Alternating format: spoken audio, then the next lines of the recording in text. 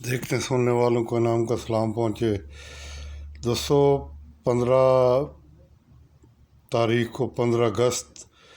2021 کو امریکی بربریت کا افغانستان میں جو کردار تھا وہ ختم ہوا اور یہ ٹرانزیشن شروع ہوئی۔ اب ہم ایک جائزہ لیں گے کہ امریکی شکست کی وجہ کیا بنی اور وہ کون سے ٹرننگ پوائنٹ تھے امریکن انویژن افغانستان کے، جہاں سے یہ نظر آنے لگا تھا کہ یہ اب جنگ کس طرف جائے گی، اور اس میں ہم جنرل مشرف کے کردار پر بھی غور کریں گے کہ اس میں کیا خصوصیات تھیں۔ ایک اچھا فائٹنگ کمانڈر ضرور تھا، لیکن اس میں کیا چیزیں نہیں تھیں جو ایک جنرل ضیاء جیسے آدمی میں ہونی چاہیے تھیں، تو اس سے ہمیں کتنا نقصان پہنچا۔ تو دوستو، جب امریکہ نے افغانستان پر حملہ کیا تو طالبان ایک ریگولر فورس کی طرح انہوں نے مقابلہ کرنے کی کوشش کی، لیکن وہ جلدی سمجھ گئے کہ ایک ریگولر آرمی کے طور پر وہ کسی بھی آرگنائز فورس سے نہیں لڑا جا سکتا۔ اس کی وجہ یہ تھی کہ ان کے پاس ہتھیار بہت ہی بیسک قبائلی لڑائیوں جیسی صلاحیت کے حامل تھے، جیسے کلاشنکوف یا لائٹ مشین گنز یا راکٹ لانچر شولڈر ماؤنٹڈ۔ تو اس سے ایک ایسی قوت جو اپنے وقت کی قاہرانہ قوت تھی، ٹیکنالوجیکلی، ملیٹریلی، اکنامکلی اور پھر سیاسی، اور وہ ایک مومنٹم ایسا بنا تھا پوری دنیا میں 11 ستمبر کے بعد کہ کوئی بھی ملک، کوئی بھی مسلمان ملک، کوئی بھی افغانستان کا ہمسایہ اس کی جرأت نہیں کر سکتا تھا کہ وہ طالبان کی حمایت کر سکے یا امریکی بربریت کے سامنے کسی بند بننے کا حصہ بن سکے۔ ہمارے ساتھ بھی یہ ہوا۔ بنیادی طور پر مشرف ابتدائی دنوں میں خلوص نیت کے ساتھ اس امریکی جو بھی منصوبہ تھا، جو بھی مجاہدین تھے ان کو ختم کرنے کے لیے، کیونکہ مشرف کا جو نظریہ تھا وہ یہ تھا کہ اب چونکہ یہ علاقے اس دور سے گزر چکے ہیں تو اس میں یہ جو مجاہدین ہیں ان کو سنبھالنا مشکل ہوگا، اور ان کا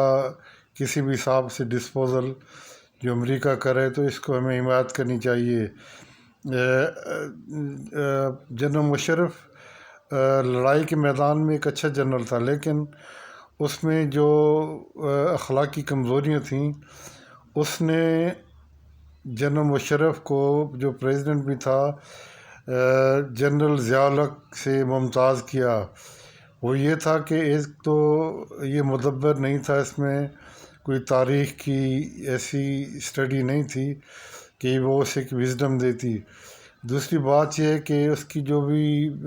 کمزوریاں تھیں بشری، اس نے اسے ایک قاہرانہ قوت کے سامنے کھڑے ہونے سے کی جرأت نہیں دی، جیسے جنرل ضیاء الحق نے رشیا کی اس وقت کی قوت جو امریکہ جس سے ڈرتا تھا اس کے سامنے سے کھڑے ہونے پر قوت بخشی۔ تو یہ ایک لیڈر کی بہت بڑی کمی تھی، اور میں سمجھتا ہوں کہ فوجی جرنیل کو ایک علیحدہ رکھیں، وہ جس منصب پر بیٹھا تھا صدارت کی کرسی پر، وہ اس کا اہل نہیں تھا۔ اس میں اس جرأت رندانہ کی کمی تھی کہ وہ کسی بڑی قوت سے ٹکر لینے کی اہلیت رکھتی ہو۔ بہرحال وہ مخلص تھا، لیکن جب فاٹا میں جنرل مشرف نے امریکنز کو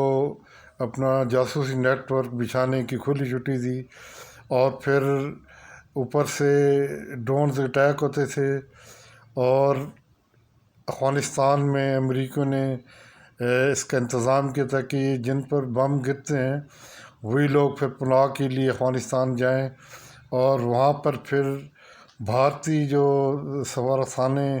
67 کی تعداد میں تھے، وہ ان کو پھر جو شہداء تھے ان کے بچوں کو، ان کی فیملی کو ریکروٹ کرتے تھے تاکہ وہ پاکستان پر حملے کریں۔ جب یہ اطلاعات مشرف کو پہنچائی گئیں، فوج اپنے جنرل کو کھلے عام تو نہیں کہہ سکتی، لیکن اس کو بتایا گیا کہ یہ جو اقدامات کیے گئے ہیں اس کے نتائج یہ ہو رہے ہیں۔ تو پھر یہ ٹرننگ پوائنٹ تھا مشرف کا۔ حالانکہ پہلے وہ سی آئی اے کے ساتھ، امریکہ کے ساتھ ایک پیج پر تھا۔ اس کے بعد پھر آئی ایس آئی نے، میرے کوئی انٹیلیجنس ذرائع نہیں ہے، میں اپنی آپ کو بات بتا رہا ہوں جو فیلڈ میں ہوتا رہا۔ پھر آئی ایس آئی نے یہ سوچ لیا تھا کہ پاکستان کی نظریاتی اور جغرافیائی سرحد کی حفاظت آئی ایس آئی کے ذمہ ہے۔ وہ آئی ایس آئی اس کے جو اس کو مینڈیٹ ملا ہے، اس کے سامنے اگر کوئی بھی آئے، whether he is the chief of the army staff اور ہی از پریزیڈنٹ اور پرائم منسٹر آف پاکستان، وہ اس کا حلف جو ہے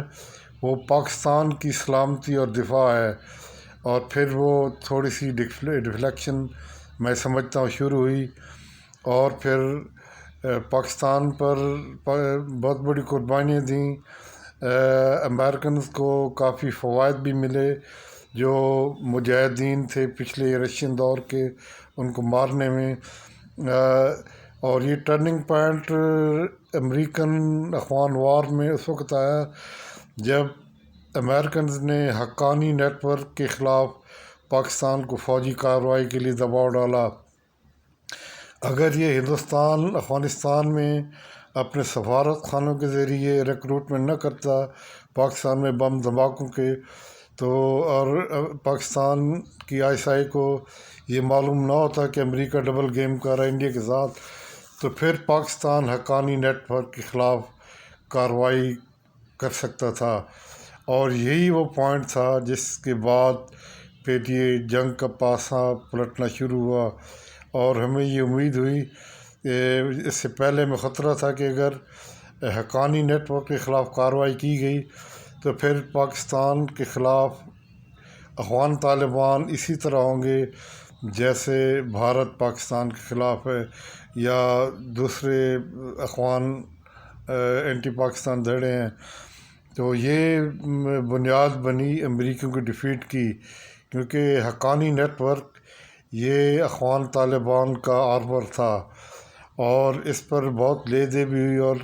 آئی ایس آئی نے بہت اچھی طرح سے مینج کیا۔ اب آپ بھی دیکھ رہے ہیں، ہم بھی دیکھ رہے ہیں، میرے کوئی انٹیلیجنس ذرائع تو نہیں ہے، لیکن آنکھیں کھلی رکھنے والوں کو نظر آ رہا تھا کہ پاکستان کی آئی ایس آئی نے اس کو اس طرح مینج کیا کہ 2021 میں جو افغانستان پاکستان کا دشمن بنا دیا گیا تھا اشرف غنی اور دوسرے لوگوں کی وجہ سے، وہ ایک پرو پاکستان کے طور پر ابھر رہا ہے۔ ہم وہ آزاد ملک، ہم بھی آزاد ہیں، لیکن یہ اب پاکستان کو محسوس ہو رہا ہے اگر وہ اس ایک بار حقانی نیٹ ورک کے خلاف کارروائی کرتا تو آج فاٹا، کے پی کے اور ممکن طور پر بلوچستان پاکستان سے علیحدہ ہو چکے ہوتے۔